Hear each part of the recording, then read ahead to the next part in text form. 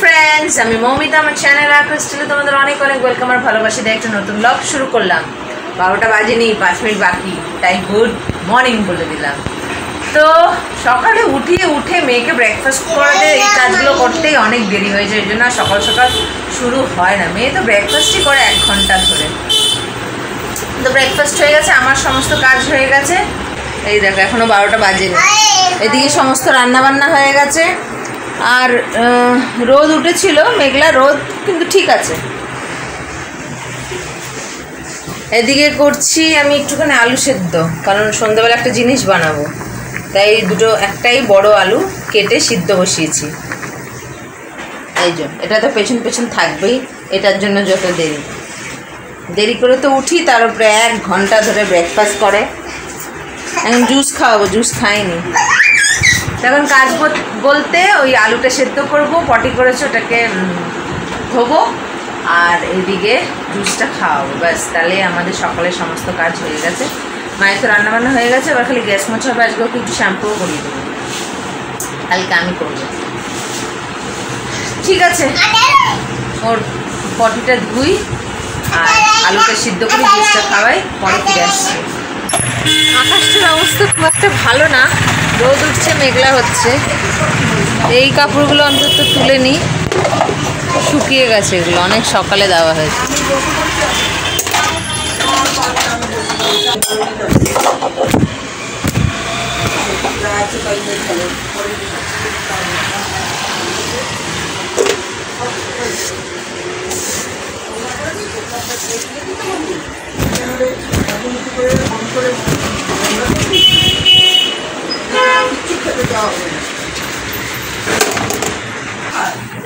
এদিকে আলুটা মনে হয়ে গেছে কারণ চন্দ্রমুখী আলু তো হ্যাঁ আলু গলে গেছে আলুটাকে বন্ধ করে দেবো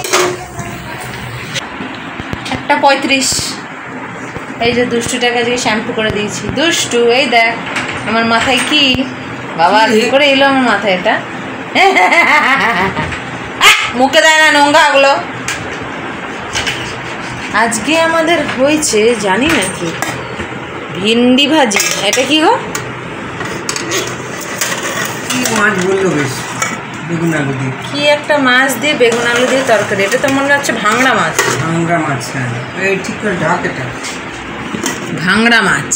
ভাল লাগে বেগুন আলু দিয়ে ঝোল ভাংড়া মাছের ভাল লাগে শাটিন মাছেরও ভাল লাগে ভাংড়া মাছেরও ভালো লাগে এখন দুষ্টুটাকে খাওয়াবার বাইরে রোদ দিয়েছে কাপড় চোপড় তো মেলে দিলাম আবার কি হবে জানি না কাল করে নেমেছে করে নেমেছে তাড়াতাড়ি ব্যাস দুষ্টুটা উঠে পড়েছে 4:30 দিকে 4:25 দিকে উঠে পড়েছিল তাই জন্য কালকে রাতে 12:30টায় ঘুমিয়ে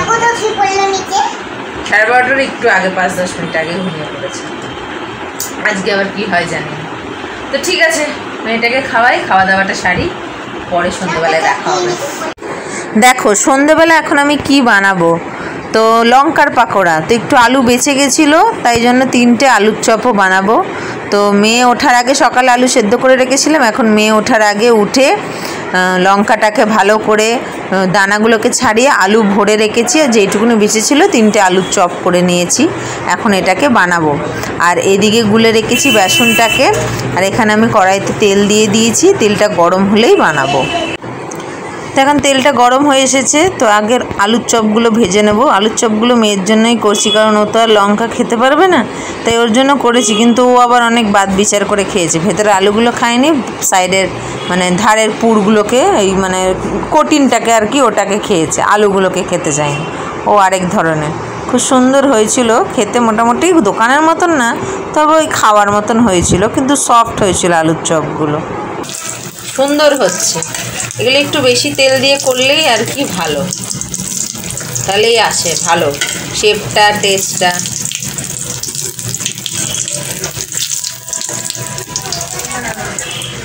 লাল লাল হোক তারপর তুলছি এই যে হয়ে গেছে এখানে এটা লাস্ট হচ্ছে আর আমি তো আর ছাঁকা তেল দিয়ে ভাজিনি আমাদেরগুলো এরকমই হবে এগুলো ওরা একদম ডোবার তেলের মধ্যে ছেড়ে দেয় অত ঘরে করা মানে তেল নষ্ট তাই এতটা তেল এখন ছেঁকে তুলতে হবে অনেকটা বেঁচে গেছে ঠিক আছে একবারে রেডি করে নিই রাত 11টা বাজতে 10 মিনিট বাকি। এটা কিছুতে যেতে দেবে না, মা তো চলে গেছে, বাবাকে যেতে দেবে না। ওর বাবার সঙ্গে ঠিক করে কথাও বললো না, দাদু যাবে না, দাদু যাবে না। সন্ধ্যাবেলা ওগুলো খাওয়া হলো, ওগুলো হয়েছিল মোটামুটি, খুব যে ভালো তাও না, একদম খারাপ তাও না, মোটামুটি। তো তারপরে মা আর বাবা মিলে মশলা করলো, মশলা ছিল না সেগুলো তো মিক্সিতে করলো, অনেকটা করে রেখে দিয়েছে, ফ্রিজে রেখে দিয়েছে। তারপরে সময় খেলা করছিলাম, তারপরে খাওয়া দাওয়াও হয়ে গেছে। এই খেয়ে উঠলো, তখন কটা বাজে? 10:35-40 হবে, তখন খেয়ে উঠলো। সেই বসি 9:10-15 বসি, ধীরে ধীরে ধীরে ধীরে খেয়ে আবার পটি করলো, সেটাকে ধুলাম। এদিকে আজকে বোতলের জলটা এই শেষ হলো, তো হাঁড়ির জলটা ঢেলে বোতলে হাঁড়িটা মেজে আবার ফুটাতে বসিয়ে দিলাম। সময় আছে, এখন তার ঘুমাবো না, ফুটছে,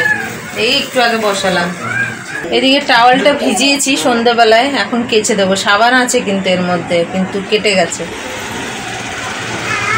এই যে দেখো সাবানের গুঁড়ো লেগে, সন্ধ্যাবেলা ভিজিয়ে দিয়েছিলাম, এখন কেচে দেবো। জলটা আগে ফুটে যাক।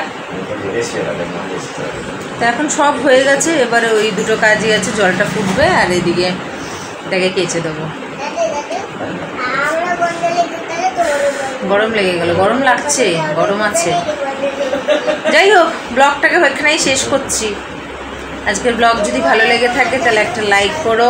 যদি কমেন্ট বক্স অন থাকে তাহলে একটা কমেন্ট করো। কমেন্ট বক্স অন থাকলেও কেউ কমেন্ট করে না, তো যদি অন থাকে পারলে একটা কমেন্ট করো আর শেয়ার করো ভিডিওটা। যারা নতুন চ্যানেলে তারা চ্যানেলটাকে সাবস্ক্রাইব করো।